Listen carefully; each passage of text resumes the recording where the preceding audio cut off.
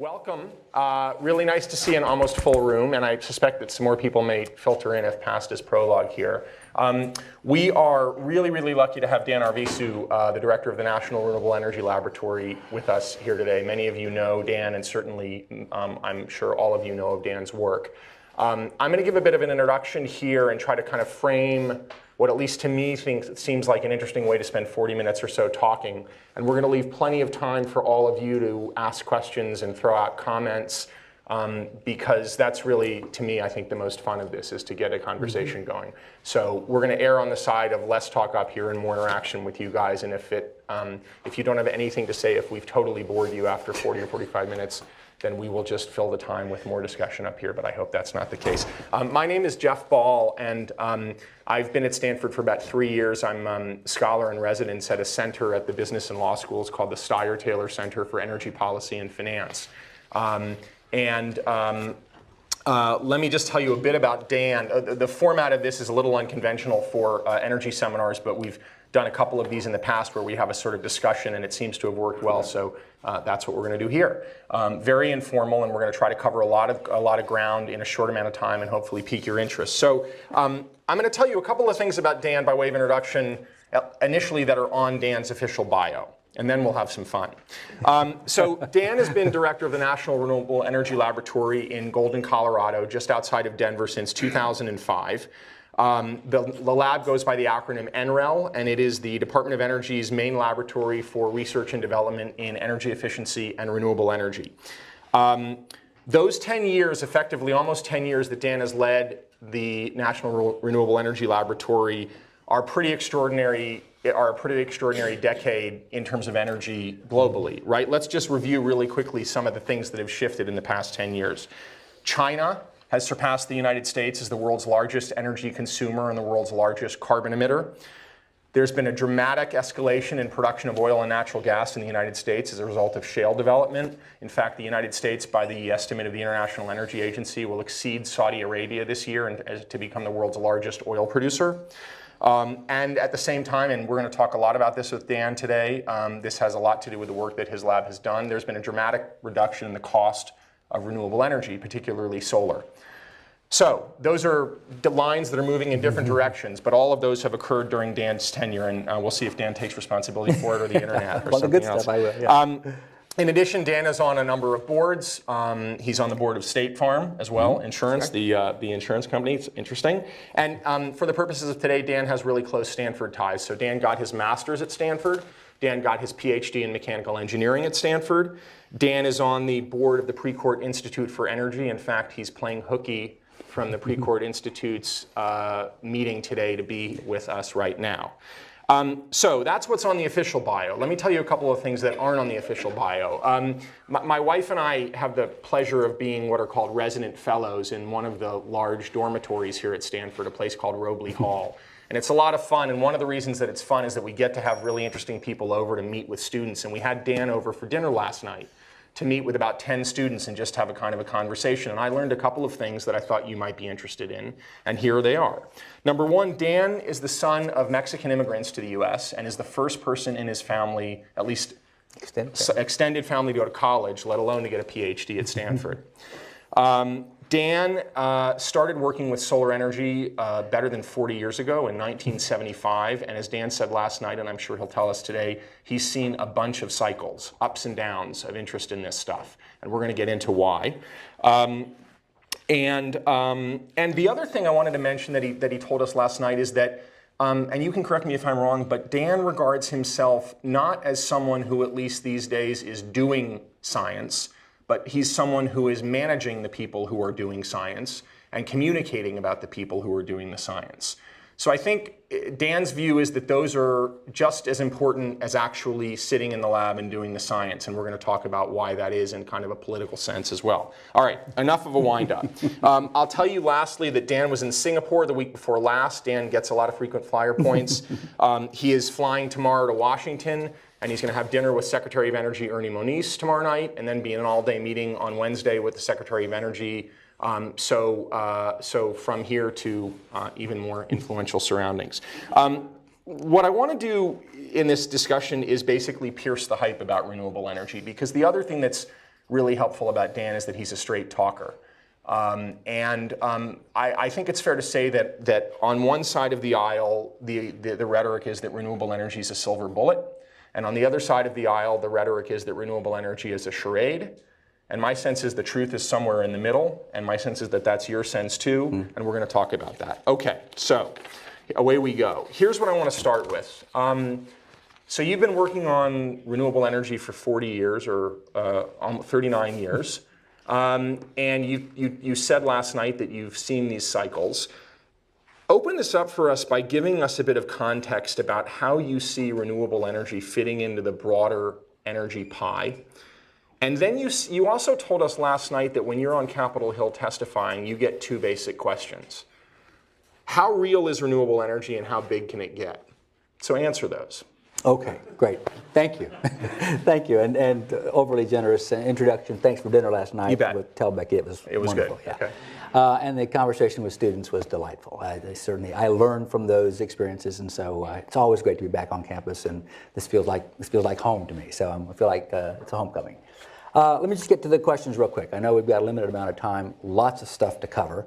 The first thing I'll say is where we are relative to the cycles that I've seen in the past is I think we've got past the tipping point. I think there is now a place where we have a fairly significant amount of renewable energy deployment. $2 trillion has been invested over the last decade globally. 560 gigawatts, which is a big number of deployment, again globally, about 10% of that in the U.S.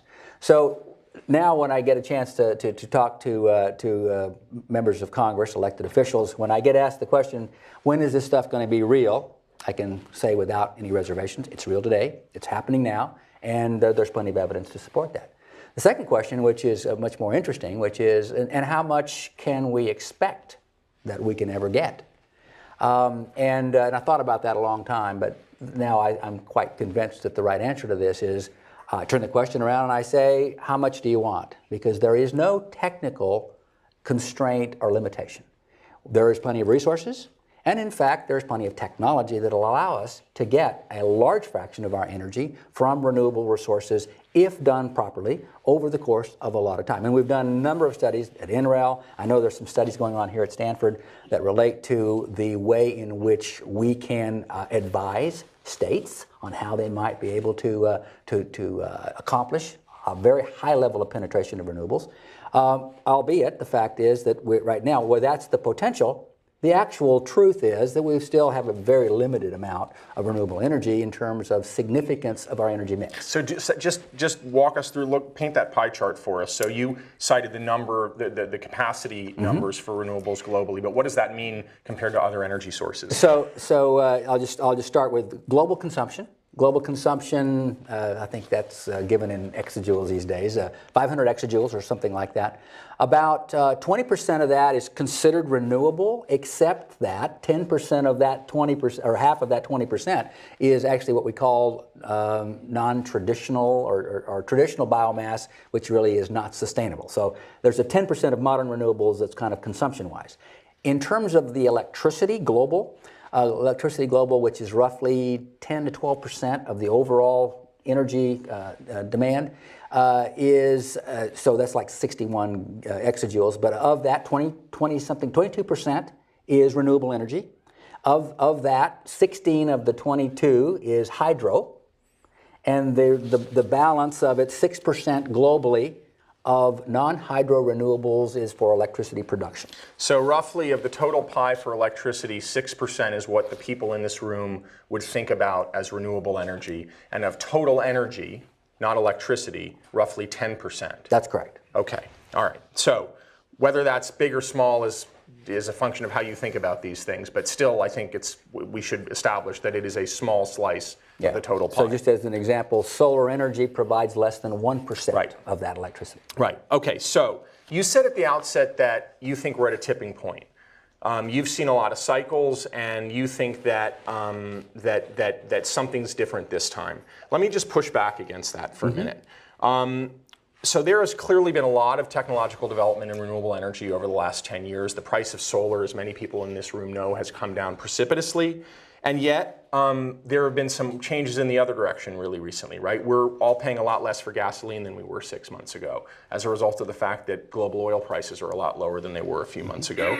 Natural gas prices may be a little higher than they were a year ago, but they are a lot lower than they were 10 years ago.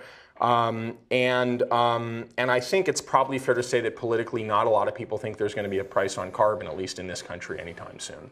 So what makes you so sure that all of those trends aren't going to hurt renewables, that renewables aren't going to fall back again?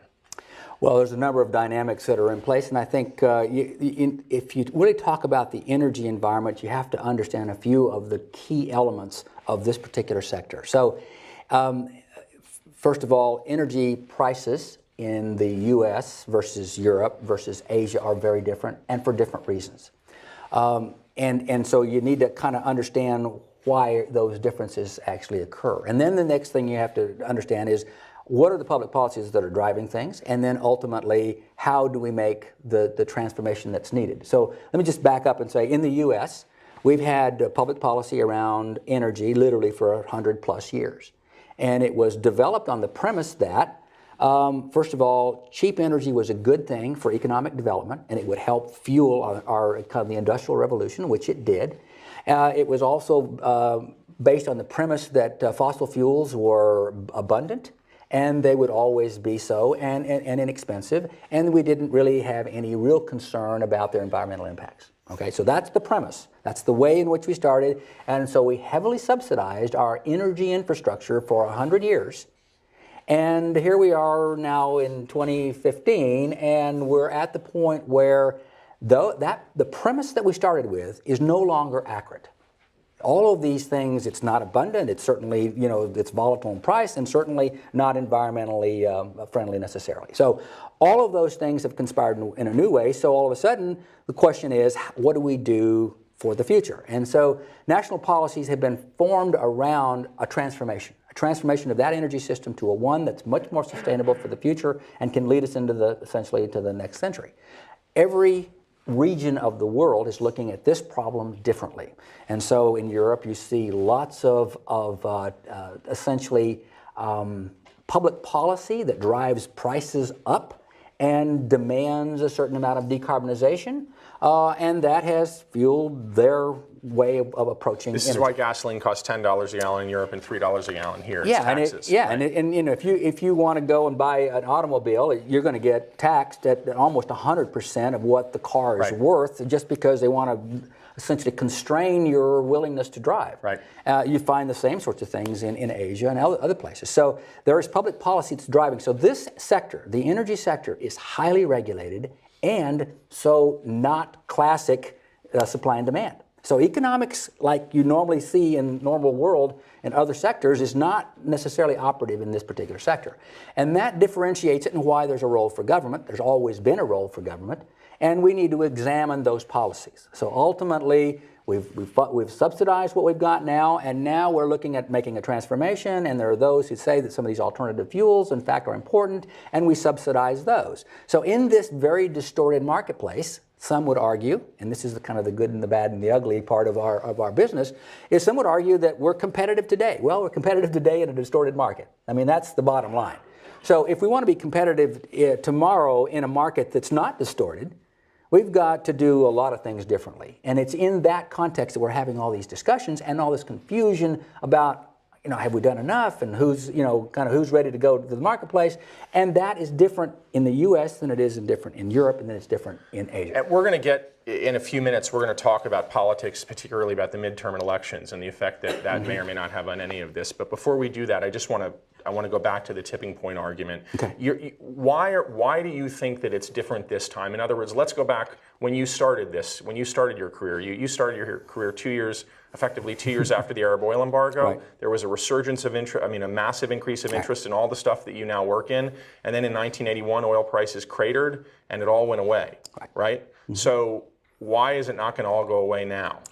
Well, there's several different reasons. I remember the first cycle. It was pretty euphoric because all of a sudden, President Carter said, we've got to do something very, very different than what we're doing. And the oil embargo was affecting all Americans and standing in lines. I remember I was a student at Stanford, and I remember having to kind of get up in the morning, drive your car, get in line, and wait until essentially the gasoline pumps opened at 8 o'clock, and I was there at 5 in order to get gas just to drive.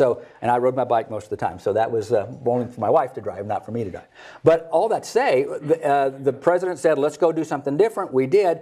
And it was really interesting, all of the first tranche of players that came into the market was Exxon and Chevron and Mobil and Shell and Arco and Boeing and McDonnell and Douglas and all of these aerospace companies and oil companies. And they came in, and we've still got pieces. When I was working at Sandia at the time, I'd gone from Bell Labs to Sandia Labs to start the solar programs before SERI/NREL ever existed. And it was exciting because there was all this money coming into the sector. All right. Then oil prices came down. We had a new administration. All of those players got out. They said, okay, that's enough of that. We're not doing that again. So they all got out. The next cycle, we had a lot of entrepreneurial startups, but the market wasn't ready for them, and most of them went away. Okay, and then the next cycle, the same sort of thing. So we're in a cycle now, though, that I'm much more optimistic about, that it's got some staying power, and there's been a lot of triage in the marketplace for sure after the recession. But put less politely, a lot of people have lost their shirts and gone out of business. No question. And I hear from the financial community that there's always a herd mentality. So there's a bubble. If you haven't seen the bubble yet, it's going to happen, and then it'll burst, and then you'll have this falling out that occurs. And that's happened this last time. What's different this time, though, is that you have, for instance, the European Union, in particular Germany. Germany put in something on the order of $20 billion to actually subsidize and create a market, which they did. They were all in on You're talking about solar particularly. And they had the solar in particular, and they had a feed-in tariff that was 65 euro cents a kilowatt hour, when the actual cost of energy was on the order of 25 or 30 cents a kilowatt hour. So this is a subsidy to defray the additional cost of solar power against a market where conventional energy was a lot less expensive. So that created a market. All right. So the next thing that happened was that Asia looked at this, in particular China, and China went, so many years later, China went all in on scale up to address those markets. And they put in probably $100 billion. So the next thing you know, now you've got massive scale up, you've got incredible amount of manufacturing going on, and the price is really coming down. Now the markets are still distorted based on this original construct that we have, but we've got now technology that's starting to enter the marketplace in a way that can compete in this somewhat distorted market. Okay, so maybe tell me if this is fair, but it seems to me that one thing you're saying is that scale is different. There's a scale that was not the case a couple of decades ago, and as a result of that scale, there are entrenched interests in favor of renewable energy who are big, who didn't exist a couple of decades ago. Right. So to do the scale up that's necessary, you need the entire value chain to actually, the supply chain to actually get created. And they've created those. So we've got all of a sudden now a lot of mouths to feed, lots of, this is job creation. There's a lot of things that rely on the sector being healthy. And again, I've talked to my colleagues in Germany over the years. I say, well, why did you just move in this direction? They moved in this direction primarily because of reunification. They had East Germany that was, for the most part, after West Germany and East Germany unified, was uncompetitive. 70% of the industry was unable to compete on its own in the open marketplace because prior to that it had been subsidized. So the German government decided, what do I need to spend on a German job? And they created this as an instrument, and that was what drove public policy. Chinese had a different reason for doing what they were doing, but ultimately we are in a point now where we've got this marketplace, and it's fragile. But I believe that innovation has been spurred to the point that the next generation is going to be very competitive on a basis that is much closer to being non-subsidized than they are today. Okay, that's fascinating. All right, let's shift gears here and talk about technology. And I want to, I want, at the risk of sounding like a downer, I want to talk not about what's going right in your view, but about what needs to happen that isn't happening. So let's take as a predicate here that there's been massive technological improvement in all of the kinds of technologies that NREL works on. Solar and many kinds of solar, wind, all sorts of other renewable energy technologies. What is the stumbling block? And yet, despite all those technologies, renewable energy is, as you already said, a small slice of the pie. What needs to happen technologically in a couple of minutes? What needs to happen technologically in order to really blow the doors off this and allow renewable energy to get as big as some people here at Stanford contend it could be, some people at NREL contend it could be? There's a couple of kind of major barriers. First of all, I think in this country, our public policy is predicated on the fact that we are very good at crisis management. We are not very good at preventive medicine. In a bunch of different contexts, and you understand what I'm saying. And the problem that we have is with an abundance of natural gas at a price that's pretty attractive and pretty compelling, and we're very competitive on the world marketplace, there is no burning platform. There is, climate change is kind of out there, and somewhere in the next 20, 30, some years, bad things are going to happen, but tomorrow I get up and I go to work and things are pretty much the same. Suddenly the energy security argument for renewable energy has gone out the window. So all of a sudden, we're kind of comfortable, we've got this thing, and certainly we know the infrastructure is aging, we know security, competitiveness is kind of driving everything right now because we're kind of in austerity mode, we've got budget issues. High on my list, I look at what is public policy in this country, and energy doesn't show up. And if it does show up, energy is, we're going to put in the Keystone Pipeline. That's energy here in the country and in the country's ethos. So there is not much attention to this longer term, what do we need to do today to be prepared for the time when, in fact, this whole set of dynamics changes in a way that simply requires that we do some things differently, and that's where the lack of a burning platform is kind of the major barrier. In addition to that, of course, we just simply have other government priorities. Let me just ask you another question though. If let's say that the political switch were switched, and suddenly there was, for whatever reason, a general consensus in this country that this country needed to go big into renewable energy, big in a way that it's not. Yeah. What would be the technological impediments at this point to doing that? Yeah, so I think that the most near-term and effective use of renewable energy is in the distributed resources mode. So where I think what we have today in our, I'll just kind of focus on the electricity system, but it's also true in the transport system. But we have essentially centralized power with essentially central generation, big wires connecting that central generation, and then down to the distribution network, and then we supply energy to the consumer.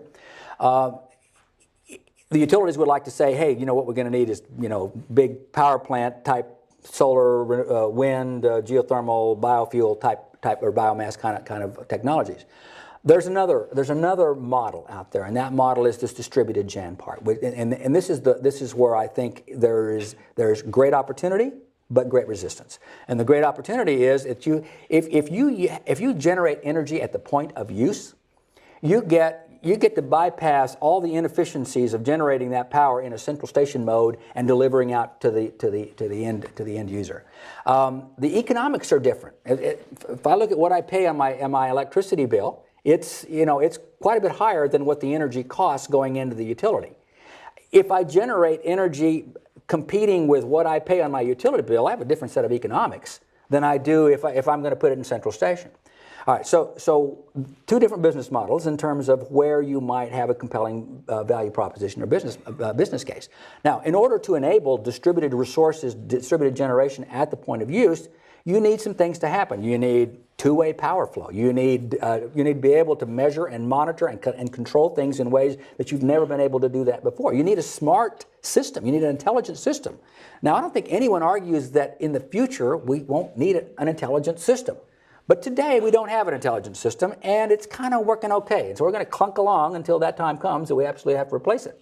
The problem is that if we want to accelerate the use of these distributed resources and overall improve carbon footprint, improve, in my opinion, you can improve reliability, you can improve cost effectiveness, you can open up the opportunity for innovation. All of that happens when DisGen meets Central Station.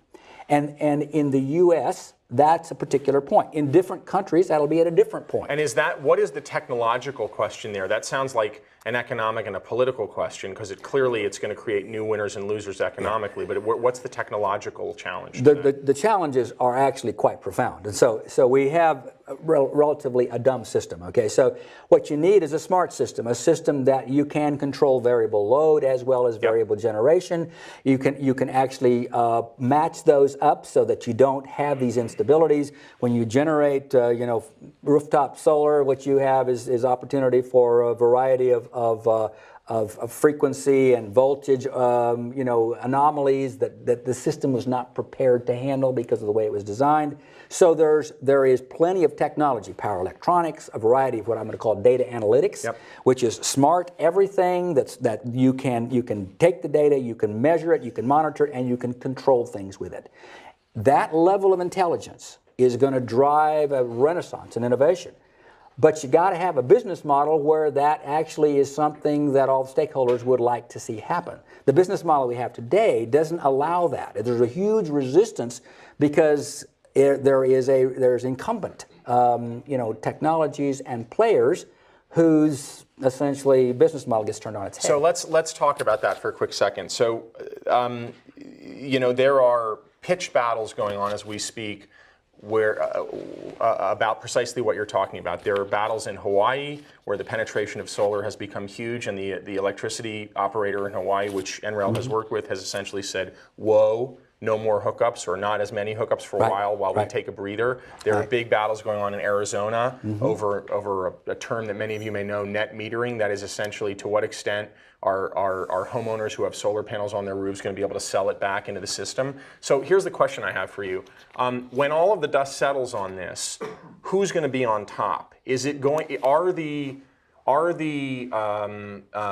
Arizona public utilities of the world, are the Hawaii electric companies of the world going to figure out a way to sort of get ahead of this curve, and are today's dominant companies going to still be the dominant companies, or are they going to be companies we've never heard of, or little Silicon Valley players who are going to get huge and the big guys are going to be toppled? If I knew the answer to that question, I'd start making bets now and hopefully get. Although the federal government won't let you make well, those that's bets, right. I'd get out of government making bets. So that's a great question, because actually no one knows. I mean, the fact is that this is an opportunity that we need to capture, but in order to capture it, lots of things have to change, and lots of stakeholders have to be part of this discussion.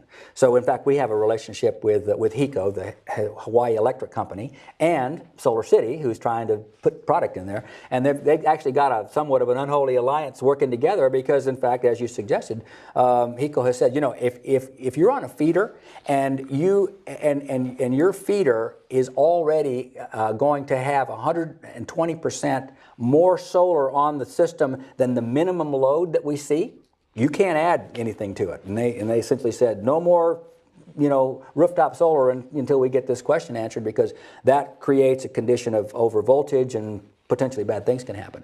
So we started looking at what can we do to resolve that? And in fact, what we did is we started looking at a bunch of inverter technologies. Inverters actually can manage that system, because what HECO was relying on was the fact that this is the equipment I've got now. So what happens with my equipment that I have now? And what we were able to determine, and got some relief on this, was that the new technologies, in fact technologies that are pretty much commercial now, just not required in the system, can actually handle that system, and all of a sudden you don't have the bad condition that they were concerned about. And so we've done the testing, we've done the evaluation, and we've looked at all the various inverters, and they've released that particular problem. To be clear, and forgive me if this is what stuff you already know, I just want to make sure everyone kind of understands that we're on the same page here. The stuff that they were concerned about was that at certain times of day when the sun is shining particularly brightly, there would be such an influx of electricity on the system going that the it other direction. would overload the system effectively. And then at times when the sun's not shining, there would be a plummeting of electricity, and you couldn't deal with that variability in a system that was built to burn diesel power and have essentially a steady state of electricity provided.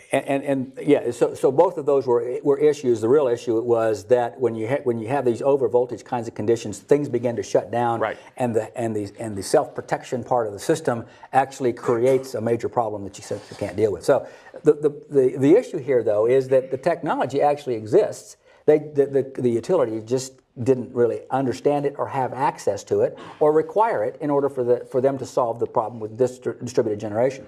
So the moral of the story here is that we've got state policies that are driving the deployment of technology that is changing the nature of this system no matter what else we do from a federal policy standpoint.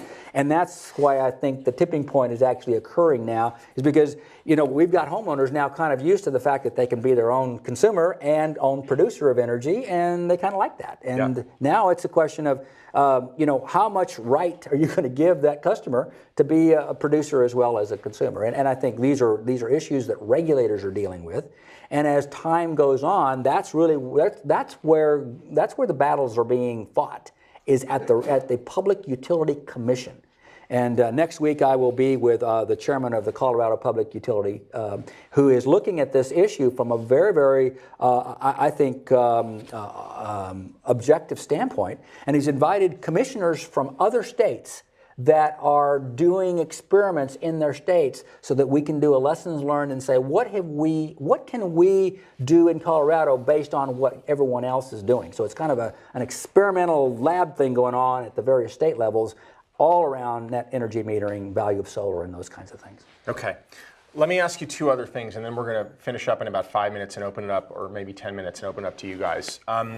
So you are also, in addition, because you have so much time on your hands, you are chairman of the National Science Board. And this is really significant for the purposes of this discussion. So the National Science Board is the board that governs the National Science Foundation. And I know that there are some Stanford faculty members in this room, and I dare say there are some people in this room who are recipients of National Science Foundation grants. So one of the things that Dan's going to be doing when he's in Washington over the next couple of weeks is chairing a meeting of the National Science Board. So I have a couple of questions for you about this. One is, how do you assess where the U.S. is on technological innovation compared to where the U.S. was 20 years ago? And how do you assess where the U.S. is today compared to where other countries are today?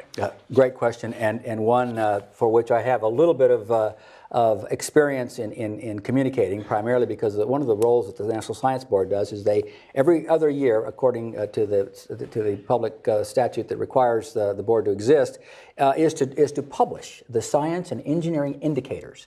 And so we do that every other year. 2014 report came out. As the chair, I get a chance to go brief the White House. I brief the Senate, the House, and the media. And so a couple of takeaways from where we are, because it's precisely to the point that you just asked. So where is the U.S. relative to R&D expenditures? So we spend $400 billion a year on R&D.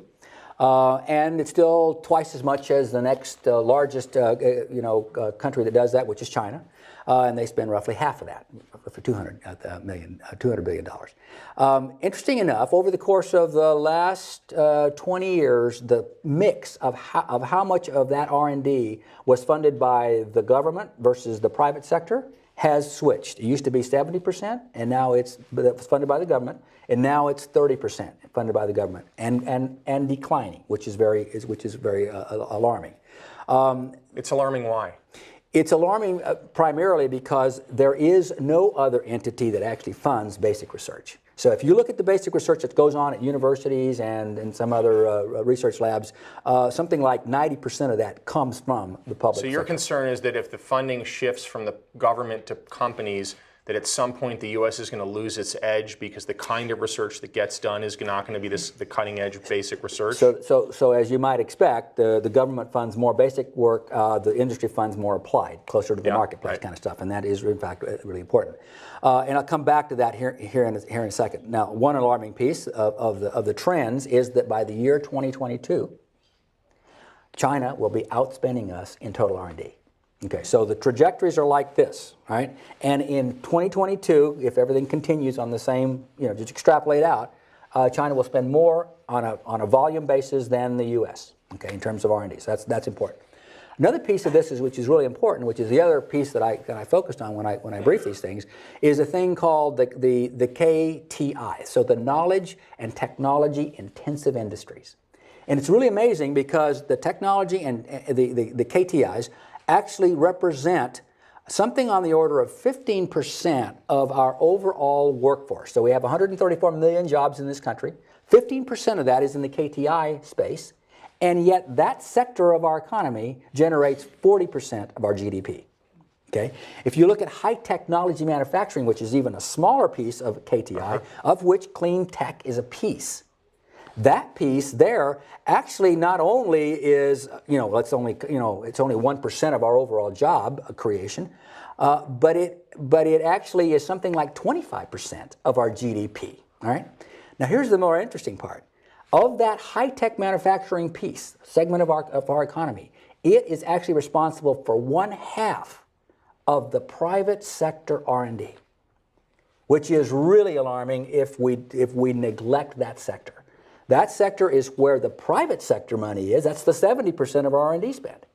So unless that piece is being highly leveraged, we really have an issue that relates to competitiveness. And that all is, is part of that ecosystem of science and technology. Those are the kinds of things that we're focused on at the board, to try to figure out how do we preserve that part of the U.S. competitive infrastructure, which is innovation and creativity and all the things that support our public and private universities, without a budget that is prioritized in the sense of spending the money that's necessary on STEM, both research and education. I think it's fair to say that the general assumption is that the U.S. has led the world in energy technology innovation, at least historically. Is that still going to be the case? Are you confident that that's the case? Let me ask it more specifically. As you look at a world map, what's happening outside the U.S. that, good or bad, from wherever you sit, that's interesting? Yeah. How is that changing?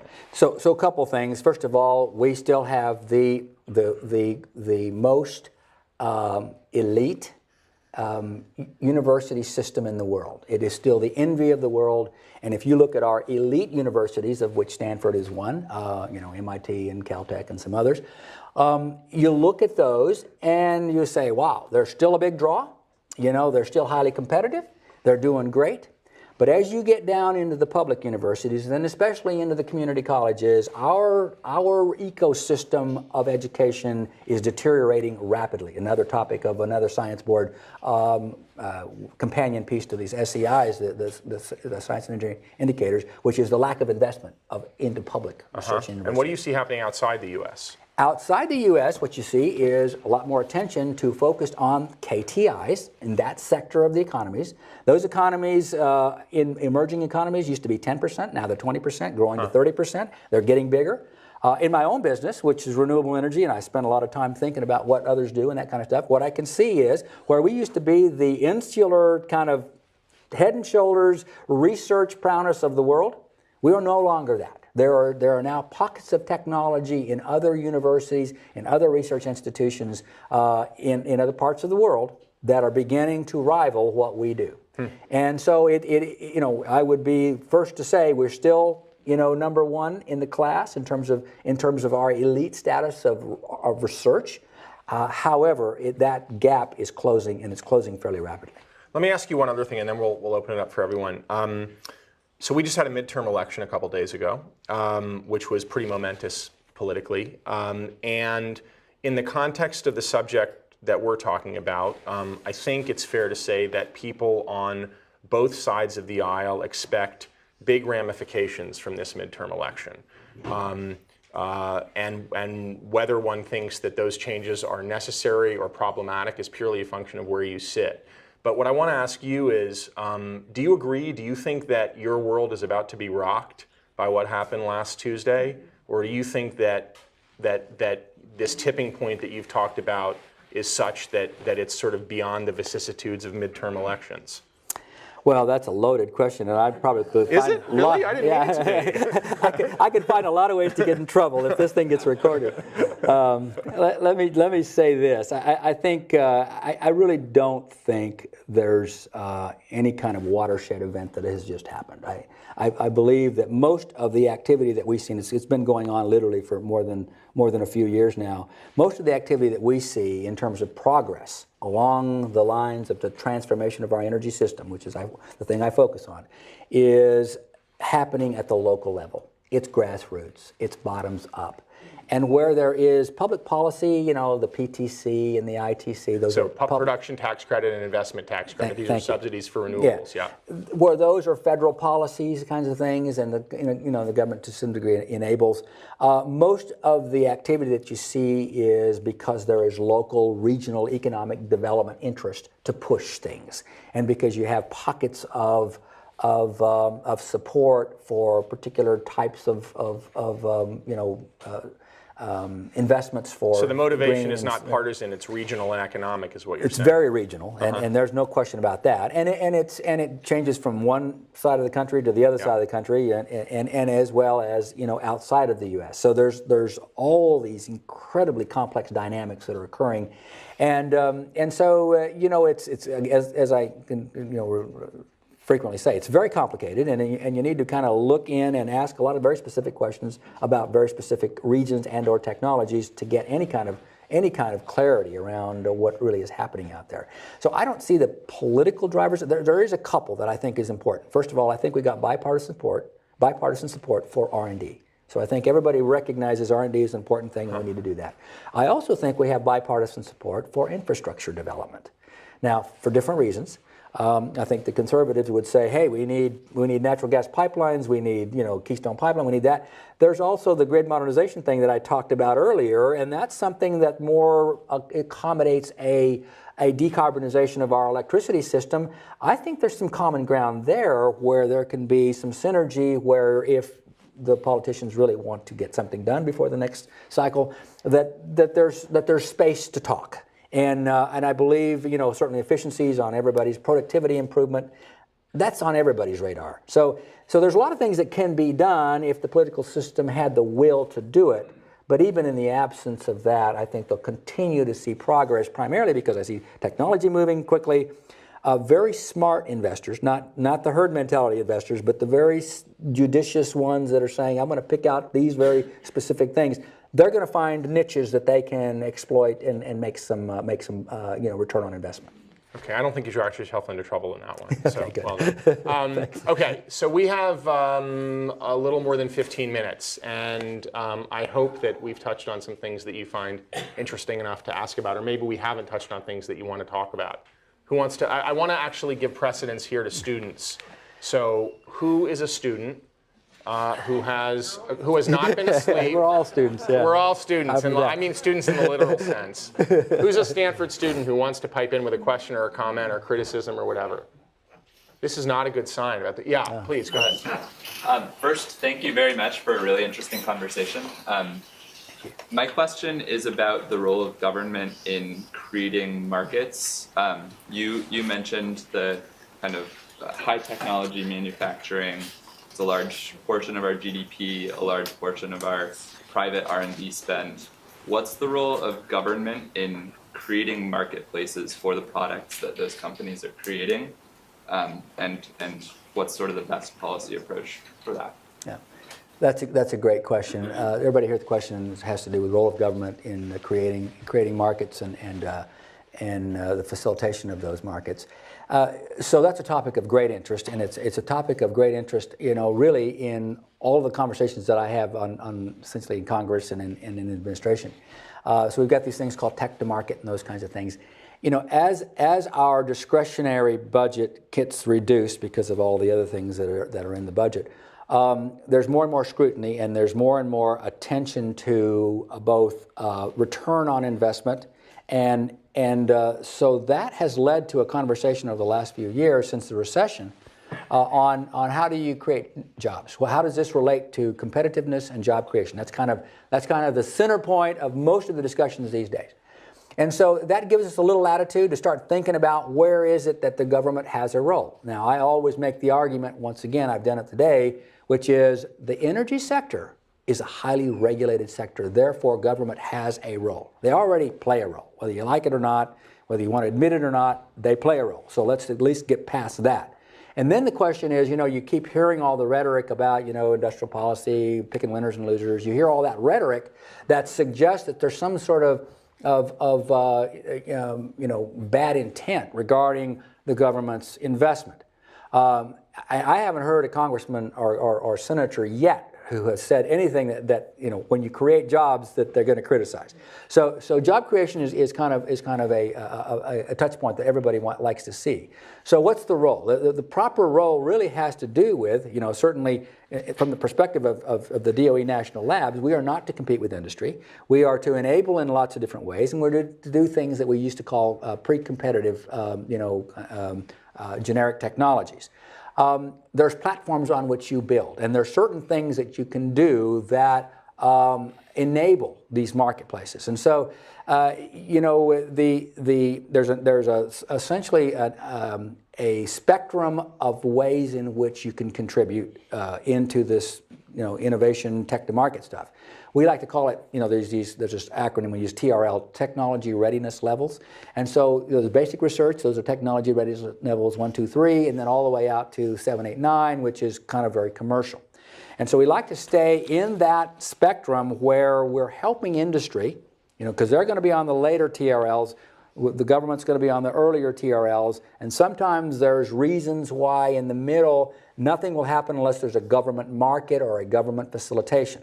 So as an example, we have building technology, efficiency technologies and renewable energy integration for net zero energy buildings. So we have a relationship with the Army.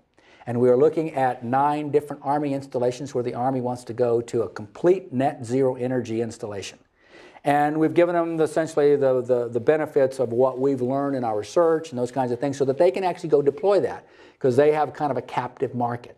And it helps them not because they want to be green, but it helps them because they want to be energy efficient and they want to save money and they want to be responsible, right?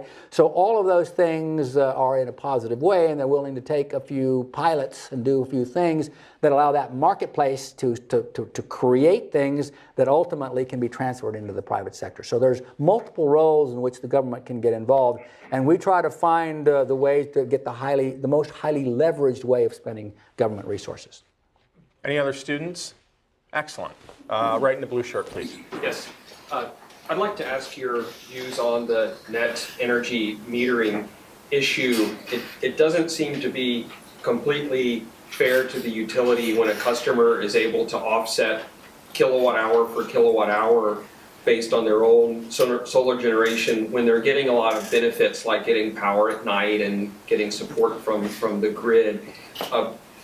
What are your thoughts on this? And should the tariff model move to more of a subscription charge for having a hookup to the grid?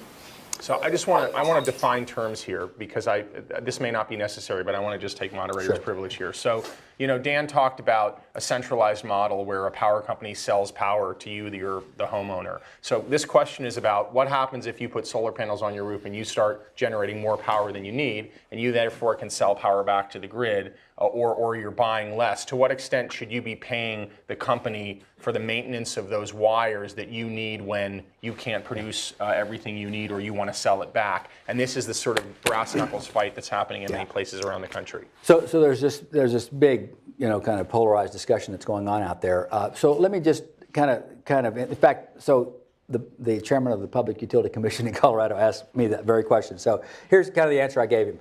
The answer I gave him was, first of all, look, the subsidy tools and mechanisms that we put into place. Germany used the feed-in tariff. We use the renewable portfolio standard, which is a mandate. We've used production tax credits, which is essentially a tax law sort of approach. All of these instruments are imperfect, and net energy metering is one of those instruments that's imperfect. It was very valuable to start a solar industry and to have. It was just a convenient way to start putting distributed generation onto a utility grid, in fact, because you could just run the meter backwards, and it's just the net that you are actually going to charge for. I mean, as a starter kit, that was a good instrument. It is a very blunt instrument, and it really doesn't do what you want it to do. So lots of states have been starting to experiment with other approaches. Let me get back situated here. With other approaches, which is called the value of solar. And so there's a bunch of new mechanisms that are doing that. But even those are, to a large degree, blunt instruments. All right? What is necessary here is to rethink what it is that we're trying to accomplish. And so what I told, so our chairman says, so Dan, which of these policies are the best mechanisms to resolve this conflict between the solar folks who want more and the utilities who say this is not fair, and it's actually cost shifting to the people, the rate payers that don't have solar on their roofs, right? That seems inherently unfair. So the question was asked, so which way do we divide the baby? So my response to that was, the answer, so obviously you're the Public Utility Commissioner, you're going to get a chance to make that policy call, but let me just offer you this. You will make a policy decision based on what you think the future looks like. If the future looks like I've got central station power and I'm going to make incremental changes to that, I'm going to make one set of policy decisions. If the future is I'm going to change the way we do business and the consumer gets to be a prosumer, a producer and a consumer, and be able to manage electrons, then I'm going to have a different set of policy positions that I'll take and put in place to get us to a new energy future. And that new energy future is one that is based on energy services. If the utility is spending money to create an infrastructure that is your safety net as a homeowner where you're generating most of your electricity, but when you need electricity, right? You want to have access to it, then you ought to pay a premium for that. There ought to be a pricing schedule based on the value of the services that you're providing in the system. And that changes the role of a utility from an electron provider into an energy services provider. That's the new model. And the utility regulators are at ground zero. They get to make this call one way or the other. But if their future is, we're going to keep doing what we're doing, and we're going to make incremental changes, they'll go one way. If they are convinced and persuaded by the research and the things that we're doing in the R&D area that this is a new environment that you can take advantage of, which in fact I think you're seeing in some cases like Hawaii and California, then you'll get a different set of policy decisions. And that really is the crux of the issue. And so it's not so much about is NEM bad or VOS bad, net energy metering, value of solar. What future do you want? And if you want this other future, let's start putting in place the policy mechanisms that allow us to get there more quickly. There was another question over there. Yeah, please. Oftentimes we hear natural gas and renewable energy cast as conflicting, as opponents to one another. Yeah. Recent studies out of NREL and JICEA have talked about the complementaries of natural gas and renewable energy. From natural gas fuel price volatility to intermittency of renewables. So can you comment a little bit on whether or not there's a broader shift taking place? I've seen articles that say even the natural gas folks want to cast their fuel as being complementary with renewables. Do you see that as a narrative that is beginning to proliferate at large, or are they going to continue to be opponents to one another? Yeah, so my colleagues at Bloomberg like to call gas and renewables as frenemies, not friends, not enemies, frenemies, and I kind of subscribe to that. That debate will find an equilibrium. I'm totally comfortable with the idea that these two can coexist in a way that's very synergistic. Again, I'm back to distributed generation meets central station. natural gas, especially combustion turbines, can do the ramping that's necessary to firm up all of the intermittency that relates to the non-hydro renewables. And I think for the most part, that equilibrium will it'll seek its own level depending on a variety of conditions, regionally dependent on resources and public policy and the cost of energy and what the consumer can demand and all those things, right?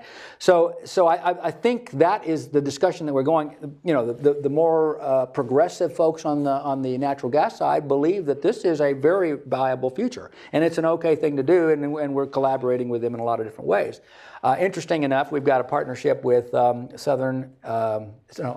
San Diego Gas company, and it's very interesting. They have a bunch of renewables on their system, primarily because of the public policy in California, and what they're asking us to do is to look at, so we've got this excess energy both in solar and wind when we don't have load.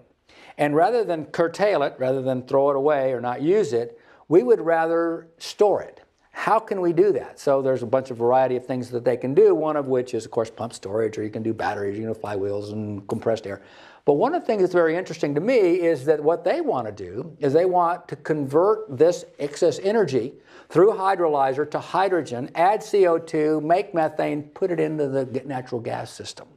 And that becomes a storage of renewable energy that is very compatible with their infrastructure. So let me interrupt. There are people shaking their heads, and I haven't. So no, but I know what you're going to say. But before, why should they not be shaking their heads? Yeah. I was Stanford engineer, and I'm from New Jersey. That's how it should be. First, you're an employee of us as a federal employee, right? When you go back to NREL, could you please do something like the VA head, the new VA head has done, reorganize the place, and tell them not to quote capacity, nameplate numbers like you did with the 560 gigawatt nameplate capacity for all the wind and solar. That is not real. That's not real power. And you know it. Yeah. I know it. Every engineer in this place knows it. But the renewables people have been pumping that stuff out for so long they've discredited themselves. And I don't want to see a federal employee, you, or a federal agency, NREL, continue to do that. So I would appreciate you putting a memo out when you get back there that says to everybody, no more nameplate quotes to the press. You give them what the Germans have found out, 9% or less solar capacity factor. That means 9% of the time they get some juice, or less than 19% for wind. Less than 19% of the time do they get juice from wind. Well, I'll give you the right numbers, because those are not the right numbers. Those came out from the Germans themselves. Yeah, So now, but in the U.S. they're much higher. So than my that. other question. Can you Perhaps. repeat the question, please? Or the Yeah, I think this was an admonishment to not use capacity. There needs All to right. be. So That's the first part, and I don't care to have you answer now. I don't Okay. care. But he gets a chance to answer it. Real Go quickly, ahead, what's the second question? Finish My your point. question is, you avoided carefully, apparently, nuclear.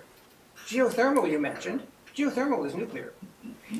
Stanford is a very anti-nuclear place for an intellectual Not location on the planet, an elite. Why? Quote, why is NREL so negligent about nuclear? The Chinese are passing us by. The Russians are passing us by. The Czechs are passing us by.